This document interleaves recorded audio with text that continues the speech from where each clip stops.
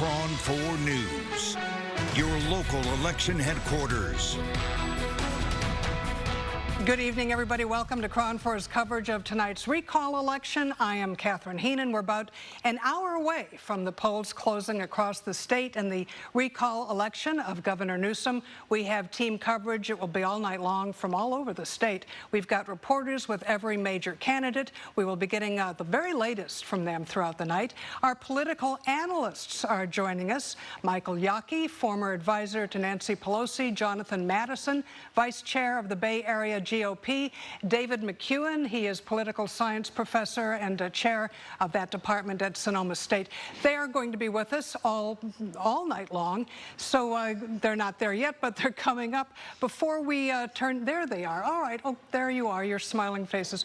Before we begin with you, we're going to check in with KRON4's Ella Sogomonian. She is in the newsroom. She's keeping an eye on exit polls for us. Ella, what are we seeing in the exit polls? Good evening, Catherine. We have exclusive statistics from our Inside California Politics Emerson College exit polls, and so far we've learned the following from voters.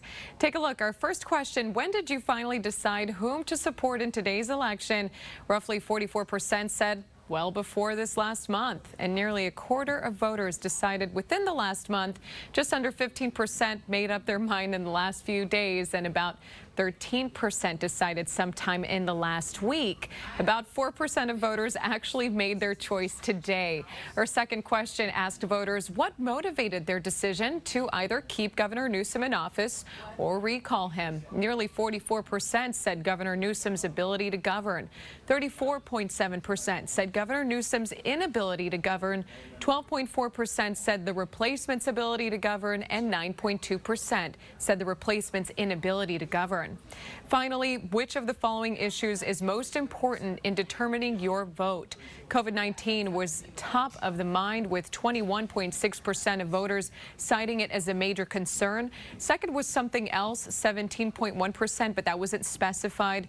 Then came homelessness at 15.7%, followed by education, jobs, housing, health care, and environment in the last spot at 3.6%. We're going to have more exit polling data coming in later tonight, so I will keep you up to date when we get those numbers. Catherine? All right, Ella, thanks very much. I know we'll be talking to you again. All right, we are less than an hour away from the polls closing. We've been getting some indication of turnout. Team Newsom sounding very, very confident, but who knows? So let me ask all of you panelists, analysts, what should we be watching for? Michael, I'll start with you. I think it's going to be what's the final mail-in count, because what we see right now is that the actual number of mail-in ballots received so far exceeds that of 2018, which of course was a resounding Newsom victory. And because over half those ballots are Democratic coming in, that's very good news for Newsom's team. But that to me is going to be one of the biggest things to look at is the proportion of mail-in ballots versus how many people are actually voting today who are going to tend to run Republican.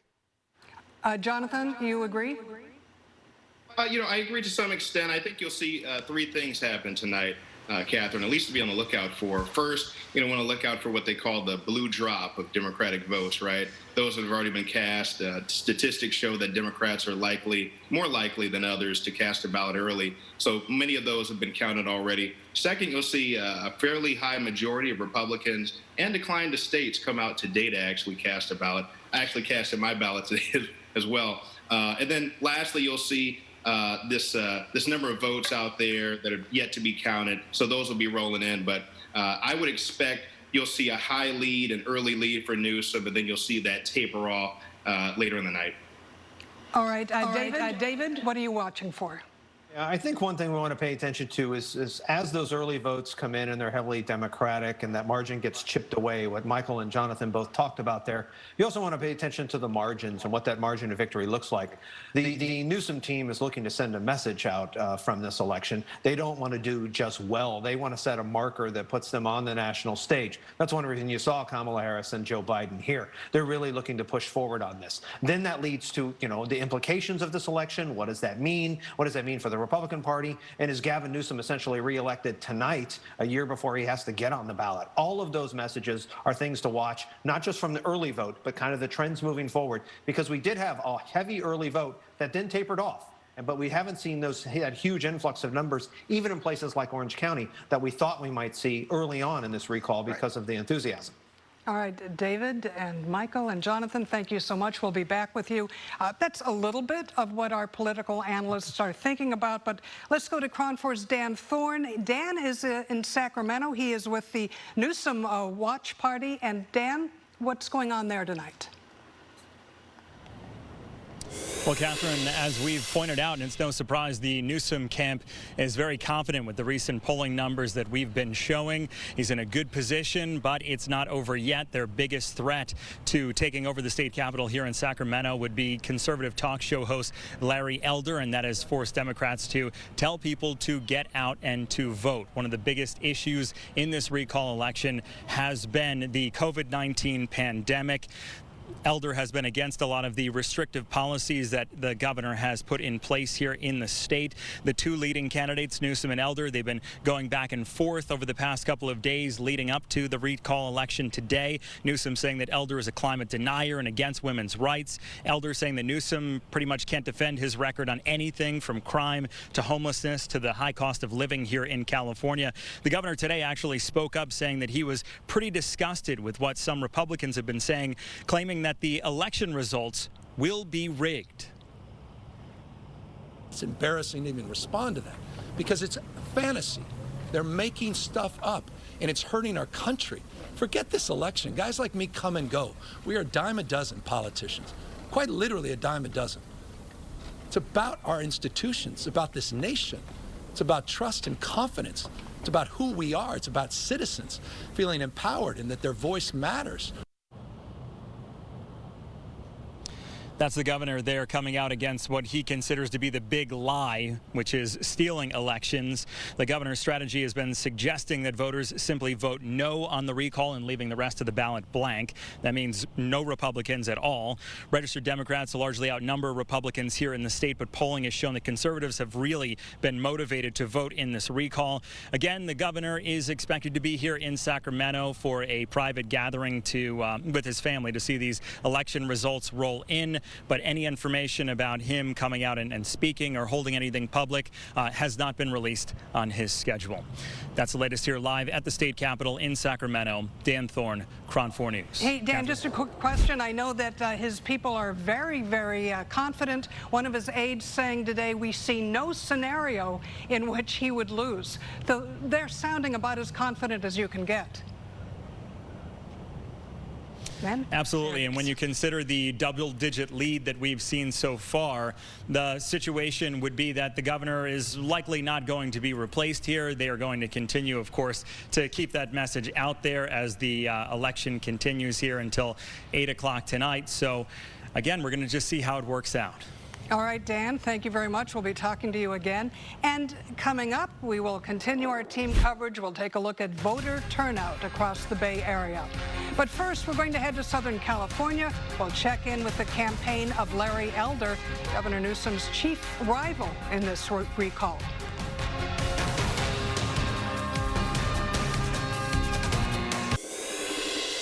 We are back now with our political roundtable. We're going to check in with the Elder campaign in a moment, but we've been hearing the governor blasting Larry Elder all week and for several weeks, basically the perfect foil for Governor Newsom, as it turned out. Let me ask all of you, you know, Elder is already hinting at lawsuits, for God's sake, and maybe we shouldn't be surprised. So, Michael, is he just using the Trump playbook here? I mean, that has been the gift that keeps on giving to Gavin Newsom for the past month and a half, has been doubling down on the Trump playbook, whether it's starting allegations of ballot fraud before the election even begins, to all the statements over the past, the fact that he doesn't believe that Trump lost the election, the vaccine issue, all those things have just redounded to Newsom's benefit. And I think that the attention that people began, and as the Emerson poll showed, is that 27% made up their mind in the last week or so, which coincides with the huge amount of media that's come out, paid media by the campaign, to get people to focus on the fact that, you may not like Gavin, but take a look at this other guy. And I think that's made a big difference in the race today. Jonathan, what are your thoughts on the Elder campaign? I mean, he did come in and kind of blow the Republican competition out of the water. Yeah, absolutely. I mean, he's really garnered support in a way that we've seen few Republicans do in terms of running for the governorship in quite some time. As far as Gavin Newsom, I think he's taking a little too much pride and perhaps too much relaxation and just trying to play the Trump play card or whatever you want to call it and just say, oh, well, he's just a Trump Republican. I think Gavin should take this seriously. And if you look at this recall election, it's not just Republicans and not just Larry Elder supporters coming out. It's independents, it's no party preference candidates, supporters, it's libertarians and all people alike and all different factions.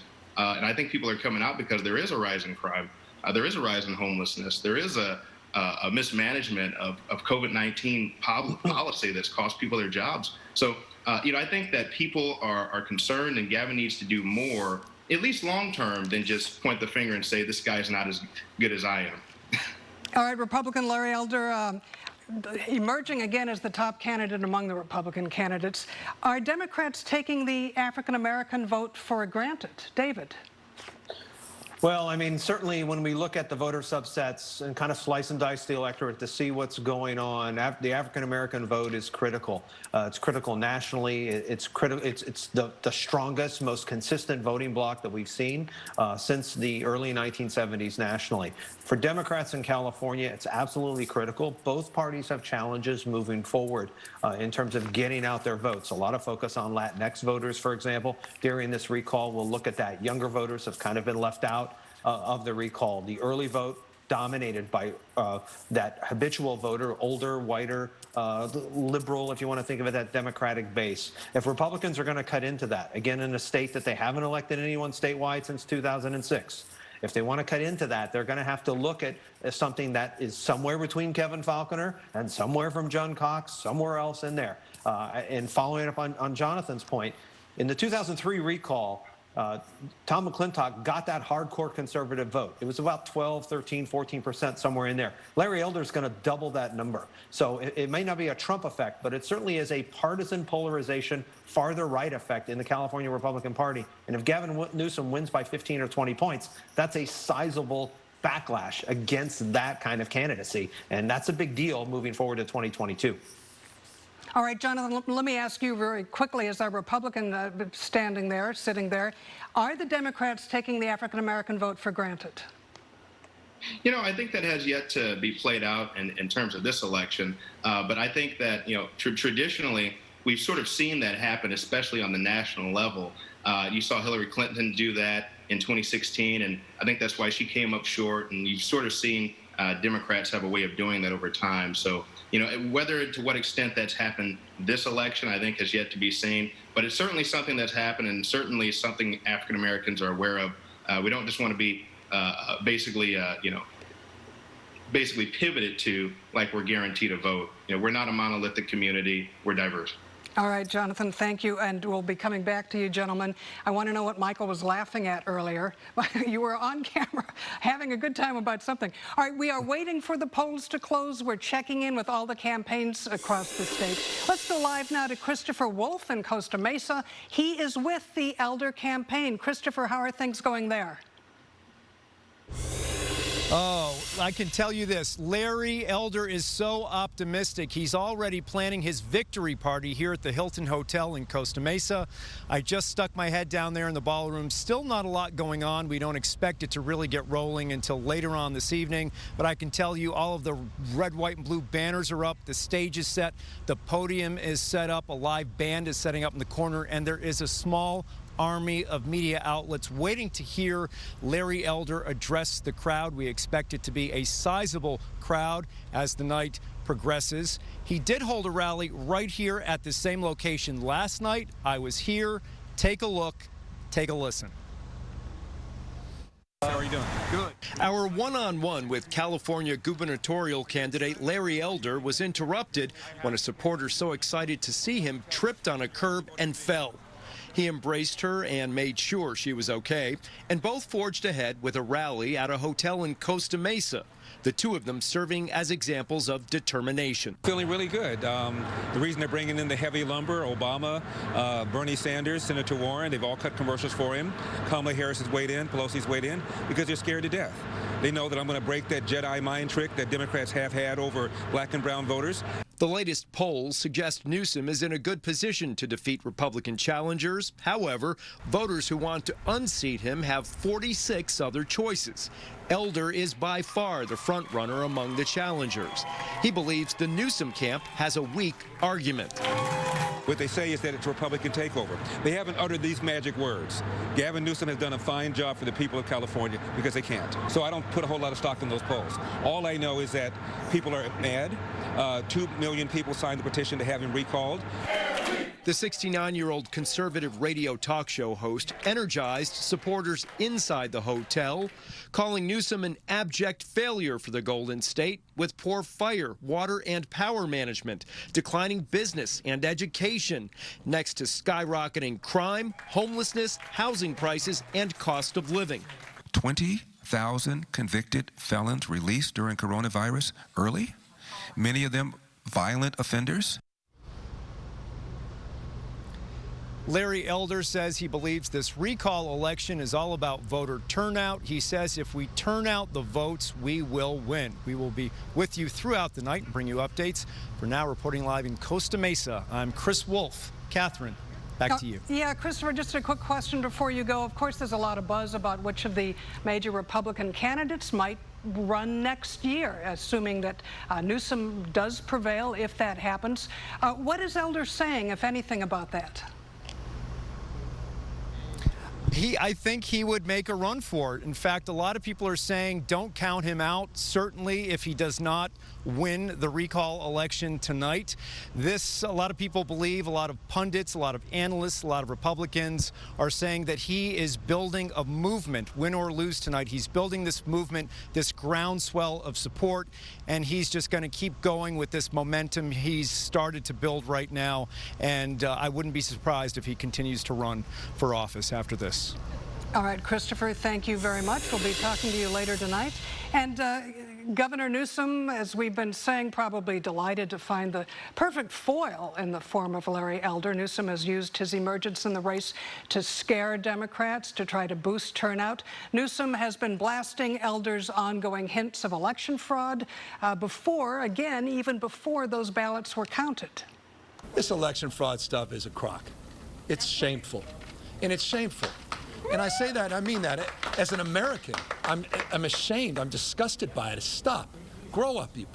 These people literally are vandalizing our democracy and trust in our institutions. I care too much about this nation. I care too much about this country.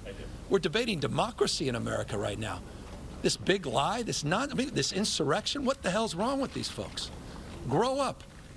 Accept the results. There's absolutely none. It's embarrassing to even respond to that because it's fantasy. They're making stuff up, and it's hurting our country. Forget this election. Guys like me come and go. We are a dime a dozen politicians, quite literally a dime a dozen. It's about our institutions. It's about this nation. It's about trust and confidence. It's about who we are. It's about citizens feeling empowered and that their voice matters. It's a hell of a thing. And these people should be ashamed of themselves. Not just Larry Elder. Forget Larry Elder. But the former President of the United States. Stop. And all the Republican backers in Congress and the Senate. Grow up. It's about our country. It's not about you. It's not just about power. And we are coming back to our political roundtable. Let's talk a little bit more about Newsom.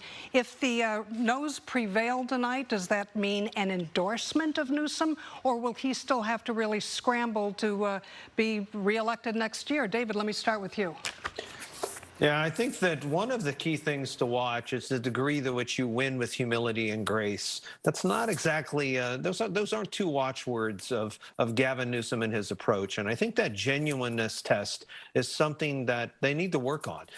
They're going to win, do well. Then how do they turn that into some political capital? Are there some staffing changes that are made in the fall? What does that look like? Sometimes the arrogance of the governor and his approach is something that fueled the recall. some of the people that Jonathan's talking about, disaffected Democrats, no party preference voters, they don't like that. However, what they can do is take the political capital they get out of tonight, and they can get Democrats around them nationally. They can put together some policy successes on some really tough problems, and they can move forward in that way. They can also keep going on this rhetoric about challenging folks who want to destroy democracy by not recognizing the legitimacy of safe, effective electioneering systems. And we have that in California, as demonstrated over and over again. Jonathan, what do you think? Yeah, I'm inclined to agree with David to some extent.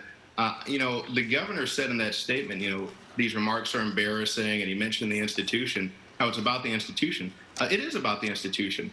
And that's why you have to hold the institution accountable, the institution of government. And, you know, so I don't think every statement being made about potential ballot voter fraud cannot be unsubstantiated or said that, you know, it doesn't exist. It's about holding government accountable. And specifically with regard to what he said about these statements being embarrassing, you know, what's embarrassing is being only one of two candidates ever in the state of California to be on a recall election ballot. There have been 55 recall attempts in California since 1913, and there have only been two of those that have ended up on a ballot. One was in 2003, of course, and the other is today, of course. So, you know, I think he really has to reevaluate with some humility, as David said, about what people are really concerned about in listening to every American voter, every California voter, regardless of what their demographic, creed, socioeconomic status, and party affiliation is. All right, and Michael, do you think Newsom's going to have to sweat a little bit again next year? I mean, there's a lot to unpack in this entire election. First of all, let's not forget that about a month and a half ago, it was about almost dead even, a few points there. And there was really an opportunity. And this is something where I think this is why I said that elder was a gift that keeps on giving. There was a moment, I believe, where the disaffected could have had the opportunity to make a real run at Gavin. But two things came up. One was elder sort of sucking the oxygen out of the room and doubling down in a way that reminded people about the former president that people in California just rejected by a large margin just less than a year ago. And then secondly was the Delta variant coming back and how that impacted the rest of this country, and seeing the deaths rise in Florida and Texas, and the fact that we were holding our own, and that he was holding the line in terms of vaccine mandates and the like.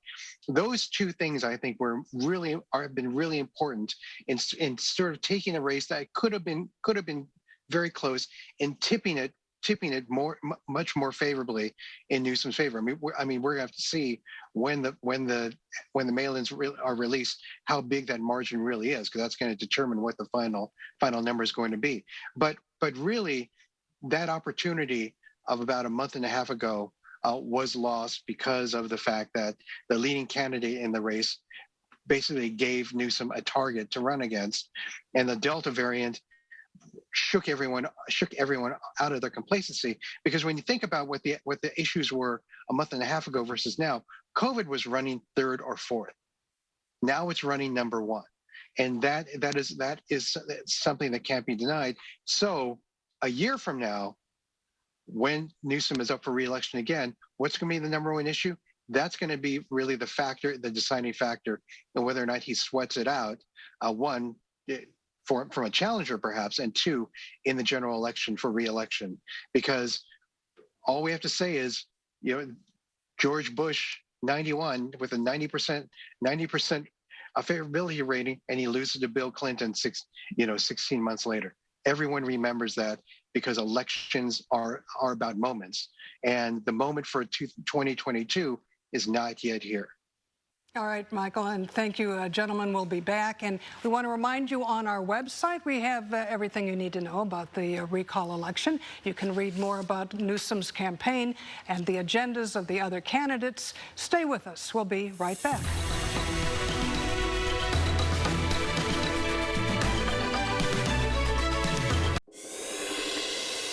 Well, with about 20 minutes or so left until the polls close, we're going to check in with more of our team covering a turnout in this recall election. We're heading to KRON4's Rob Flatterbow now. And Rob, you're in Santa Clara County. How has turnout been looking?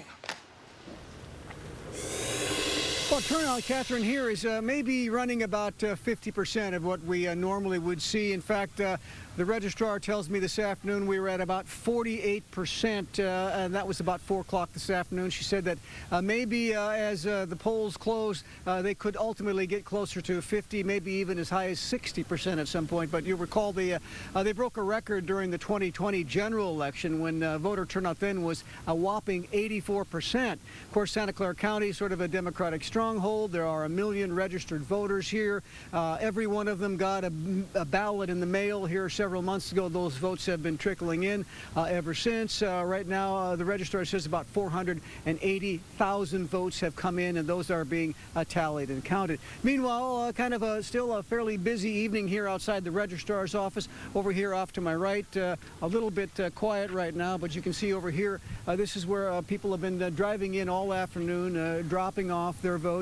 Many people also voting in person here, Catherine. This is one of 36 voting centers across the county. Of course, the polls got another 25 minutes or so to go before they close, and then the ballots will come in. Will start to come in here for the counting.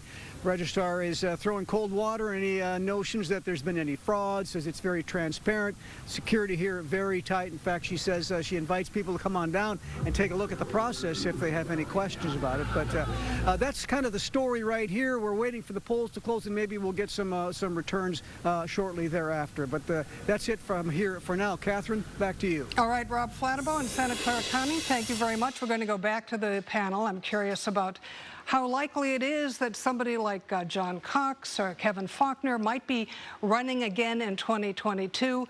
Cox, I know, put a lot of his own money into this. If the noes prevail tonight, what does that mean for the California Republican Party? Do they have to recalibrate? Michael, we'll start with you. Well, I mean, this is I think it's less a question of recalibration and more a question of reorientation.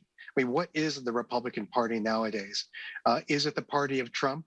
If so, it's going to be a permanent minority party in California, because that is just not going to make it. I think someone like a Kevin Faulconer could have had a moment. He could have had the ability, and he tried to break through. Kevin Kiley, actually, I thought did very well during the debates. These are people, I think, who could have the kind of broad appeal to the California electorate that could give them a shot statewide. But if they continue to basically bask in the Trump corner and limelight, I just don't know where the Republican Party goes in California. All right, Jonathan, let me ask you, do state Republicans need to curb the pro-Trump conservative populists to get back to being the pro-business party? What are your thoughts? Yeah, you know, I personally think we don't need to necessarily curb a whole lot. I think we need to refocus and redirect our messaging, right? Even Kevin Faulconer, I mean, just to take one candidate, I personally think he's pretty pragmatic, pretty middle of the road guy. I mean, this is a guy who managed to win in a dark blue city, San Diego, in a dark blue state in California, and he managed to garner support from Republicans and Democrats alike. He's a likable guy. He has a great emphasis and prognosis on how to fix our homeless population here. I mean, candidates like these are going to be the future of the Republican Party, I think, here in the state of California. So, I think between, Kevin Faulconer, Kevin Kiley, as Michael suggested, there's some others that I think are good candidates as well. Won't even dismiss Larry Elder, but Kevin Faulconer's, I think he's an ideal candidate. All right, David? So, this is the thing that drives me nuts after looking at this stuff for so many years. We were a Republican state not that long ago. You go to a California Republican convention, sorry, Jonathan, and it's populated by a lot of people who just don't fit into most of the electorate. So at what point do you want to be relevant? And I think he makes a very good suggestion. You've got to talk about practical policies. Is that going to be Falconer? Can you find a way forward there in the no party preference voters? If you're going to be social conservative or anti-tax conservative, that's not going to get you very far. So that is the challenge, back to Michael, about Kevin Kiley. Can Kevin Kiley be that person moving forward? Maybe, because if Kevin Falconer gets 6 or 8% tonight, he's toast. No one's going to give him money next year. All right. John Cox already has a committee established. He's run twice and lost. Who's going to be in death? Doug Osee?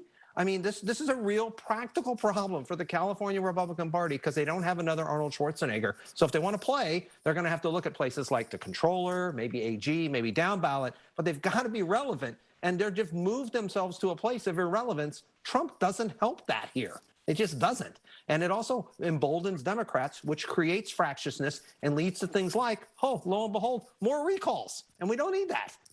Hey, David, remember early on we were all wondering whether Trump would be able to resist jumping into this somehow? But I mean, I think it's just been so scattered that that probably wasn't going to happen. And he has, I would say, hijacked the race in some ways in terms of taking this lawsuits. It's a rigged election, this kind of argument that even he doesn't buy, that it's a fraud. He knows he lost the election, but it moves his people forward. I don't think that's a place that a responsible California Republican Party should be at in any sense to challenge Democrats. So I'll leave it there. Hey, Jonathan, let me ask you real quickly. We saw, big name Democratic celebrities showing up for Newsom. Nothing like that remotely happened for the Republicans. Maybe there was concern over splitting them into too many factions, but would that have made a difference? You know what? I don't necessarily think it would have. Even I can share with you, as a member of the California State Party, we actually took a stance and position of not endorsing any candidate this year. And that's because we felt like the biggest voice was the collective voices of independents, no party preference voters, Republicans, libertarians, and pretty much a broad majority of the electorate. And there are lots of Democrats even that decided to join in and to support the recall effort. So, I think it's worth noting that.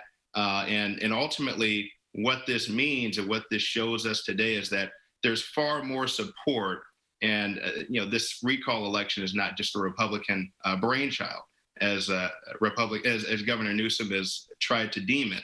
And I think the broader implications here, perhaps for the Democratic Party, is yes, you still have a majority in California, almost 2-1 to Republicans, but it's not just the Republican voice that you're trying to dismiss at this point. And even to some extent, if you look down the road and Republicans in some perspectives are looked at as irrelevant, you can't dismiss no party preference voters as irrelevant. You can't dismiss libertarian votes as irrelevant. You can't dismiss the voices of Democrats who don't agree with the vast majority of things that Governor Newsom has instituted. So I think you have to look at the collective voices of people, not just the Republican Party. All right, Michael, you're raising your eyebrows. Did the Republicans make a mistake in not endorsing a single candidate? Well, I was raising my eyebrows because I was almost agreeing with Jonathan on a part of what he was saying, because I think all politics are local. And but if you have local candidates who basically mirror the national failure of Trump, you're going to continue getting this permanent minority status for the Republican Party. There is a way to deal with dissatisfaction and disaffection. The Democrats have a supermajority in the California legislature, and they have the governorship. They have all the constitutional offices, which also means that everything rests on them.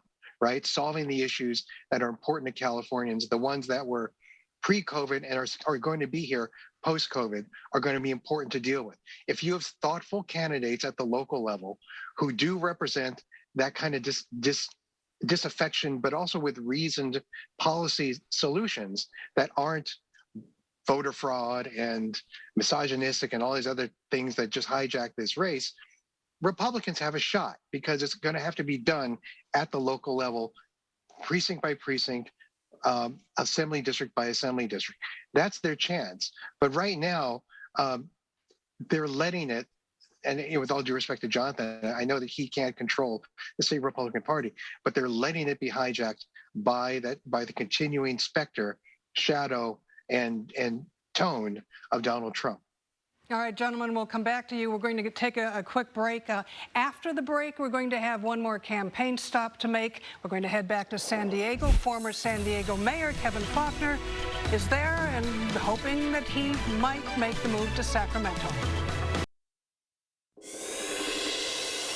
And we're minutes away at this point from the polls closing in the recall election. If there is somebody watching who actually still wants to vote, technically you're okay. They say if you're in line by 8 p.m., they let you go cast your ballot, although we have to ask, why are you waiting this long? KRON4's Dan Kerman, he's live at the San Francisco Registrar's office. And Dan, everybody watching turnout today, what's it been like there? Well, here in San Francisco, turnout is very good. You know, by this morning, they were already at 53% turnout, and that was just as a result of mostly mail-in ballots. Now, you can see behind me that they still have a drop-off place. People are coming up, dropping off ballots. They're also driving up. We can show you a little video that we shot a little bit earlier today. There's been a steady stream of people who didn't have a chance to mail in their ballot or just wanted to do it in person, who've been driving up here at City Hall or walking up at City Hall, placing their ballot in the box. This is not an election that many of the people we talk to feel like they can sit out. This election is extremely important to me because I don't think that we should be having an election where we recall our current governor, given the current state of affairs and what's going on in California.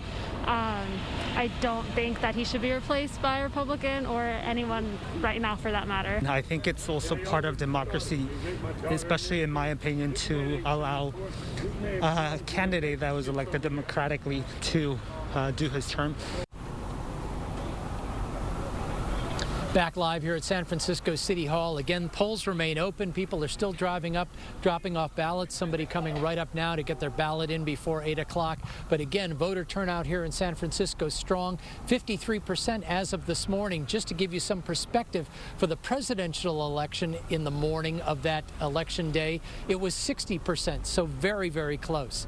Catherine, back to you. You know, we were chuckling earlier at the idea that at like 10 to 8, 5 to 8, people are still running around trying to cast ballots, but you're seeing it. It's happening. Yeah, I'm seeing it. I mean, you know, it's surprising that that people had it mailed to their house and decided to come in person. So a lot of people did that in November. Fewer this time. They got a lot more ballots in the mail this time around, people being a little bit more comfortable with putting ballots in the mail. And as I mentioned, the bulk of that, 53% of the turnout that they'd gotten, more than 200,000 votes here in San Francisco, most of that was mailed in, but still people driving up, walking up, wanting to do it in person just to make sure it counts. All right, Dan Kerman, thank you very much. We've been talking a lot about Kevin Faulconer, former mayor of San Diego. He made crime in California one of his key campaign issues. Has that been enough to sway voters? We're going to head to his campaign, his watch party in San Diego. Reporter Kasia Gregorczyk is standing by. Kasia, how are things going there? Hey there, good evening. Well, things are definitely picking up here outside of the Faulconer campaign headquarters. That watch party started around 7 o'clock, and we are expecting to see those results, those early results, start to roll in after 8 o'clock. And former Mayor Kevin Faulconer is also expected to be here himself to address his supporters.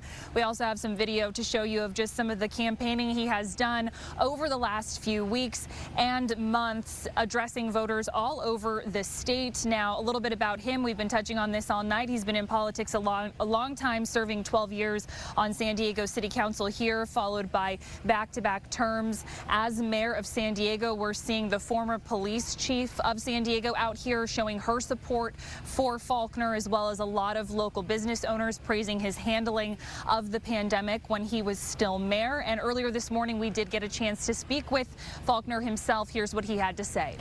It's people from all parts of the state, all walks of life, all political parties that are frustrated, that are angry, things that aren't happening in California. That's why 2 million Californians signed the recall to begin with.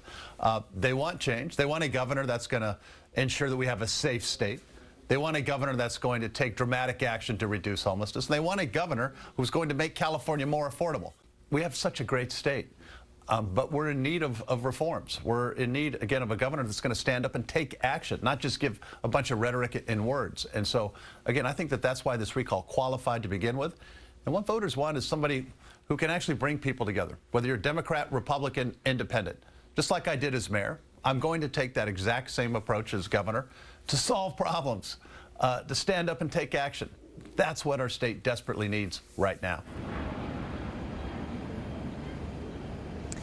And we have been asking Faulkner that million-dollar question, would he run for governor again if this recall is not successful? He has maintained he really believes this recall will be, and we should know at least here shortly how realistic that is. And again, we expect to hear Faulkner address his supporters later on tonight. For now, we're live in San Diego. I'm Kasia Gregorczyk. I'll send it back to you. All right, Kasia, thank you very much. We're going to stay in San Diego for a minute. We're going to check in with the John Cox campaign, of course, the Republican businessman, partly who made a name for himself by campaigning alongside that large bear. Reporter Jamie Chambers is at Cox headquarters. Here in Rancho Santa Fe, we're with the John Cox campaign. He was the leading Republican in 2018, lost to Gavin Newsom, but then jumped back into this recall election, bringing a bear out to get his name out there, while so many people were also running for governor. We spoke to John Cox just a few moments ago. This is what he had to say. I was leading the polls in June and all the way through. I think I had built up some level of support from 2018, but, you know, people wanted to come up with a new shiny toy, the media personality, and you know, Larry's a good guy. He's right on the issues for the most part. I probably agree with him on a bunch of things, although I think he got off on a tangent on some of these issues that, you know, frankly, we should just keep it on the areas where Gavin Newsom has just failed. And we'll be with the Cox campaign throughout the evening. That's the very latest from Rancho Santa Fe. I'm Jamie Chambers. We'll send it back to you. And we are just a few minutes away from the polls closing across California. Stay with us here on KRON4 and streaming on KRON4 and Channel 4. We'll bring you the results as soon as they come in. Coverage begins at the top of the hour, lasts through 11:30 tonight. We'll be right back. Welcome back, everyone. Let's bring back our panel of political experts. I have a question. Gentlemen, can we run our government properly when there is a trap door under every elected official? Should we be making some changes? Should we be restricting recalls in some way? I mean, why can't we just wait to the next election? Michael. Well, that's sort of the $215 million, however much it's going to cost to run this election question. On the one hand, you say to yourself, well, you know, you want a safety valve in case someone is just horrible. On the other hand, elections have consequences. And one of those consequences is if you elect the wrong person, you live with that person for the most part for the next 4 years, absent corruption or some other issue. I mean, I'm not a big fan of the recall in California. I think the threshold is too low. I think that because of that, it gives people the ability for a redo, and there should be no redos in politics until the next election. All right, Jonathan? I think democracy in its essence is based on empowering voters. It's built on that, right? I think that's an incredibly good thing, and recalls in essence are that, right? We empower voters to recall a governor before the end of their first or second term. And I think that while there could be some backlash to that, so to speak, and people could see it as a waste of time, the fact is 1.5 million people coming forward and saying, no, it's time for a recall. I think you just can't ignore that, right? And so if the risks are, there could be some backlash, a lot of money spent, people say there's a waste of time, I think you have to put the priority on the 1.5, almost 2 million voters who decide otherwise. So, I think that now I do hear the arguments on every side, but I ultimately think that we should keep democracy at its essence. And there's a reason that, Governor Newsom is the 5th governor in U.S. history to face a recall election, right? These are issues that matter. So that's what I'd say. David, we just have, 40 seconds. So you and I have talked about this. What do you think? Yeah, I think that would have to go through the legislative process to start. The legislature would put it on the ballot, and Californians would be more likely to change the death penalty in this state than to change anything about the initiative process. They love to be asked these questions. They want to vote no. It's a giant exercise in that. This is almost a $500 million recall, soup to nuts. That's what it will be. It's just the process of democracy. That's the way it works. And so as Democrats look at this, they might think forward. If there's a Republican ever elected, they might want to use the recall process and have that in their hat. All right, that does it for this KRON4 recall election. Gentlemen, I'll be talking to you later. We want to thank all of you. Stay with us. The news is coming up next.